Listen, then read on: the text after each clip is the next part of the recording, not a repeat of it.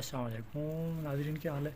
अच्छा, इस पेशेंट का जो है लेफ़्ट साइड पे एब्सेस था। इसको हमने जो प्रोसीजर किया था कल IND ना, इंसिजन एंड ड्रेन किया था।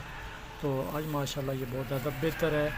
तो आज इसकी हम दोबारा फिर ड्रेसिंग कर रहे हैं। इंशाल्लाह आज ड्रेसिंग करेंगे और कल इसकी फिर ड्रेसिंग करेंगे। तो इंशाल्लाह जो है ना, ये बिल्कुल ठीक हो जाएगा। आज बहुत ज़्यादा बेहतर है। तो ये मैंने कहा लोगों को, नाज़रीन के सामने शेयर कर दूं जो हमने प्रोसीजर किया है कल IND इंसिजन एंड ड्रेनिंग। तो इससे इंशाल्लाह ये काफ़ी जो है ना बेहतर हो गया, बहुत ज़्यादा बेहतर है। जज़ाकल्लाह।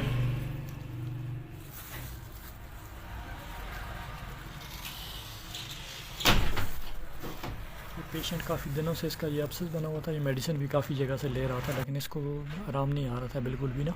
तो इसकी कंडीशन स्टिल ऐसी थी। कल फिर ये मेरे पास आया मेडिसिन के लिए कि मुझे मेडिसिन दो। मैंने कहा मेडिसिन से आपको नहीं आएगा, आपका ये छोटा सा प्रोसीजर करना पड़ेगा। तो अब ये बेहतर है।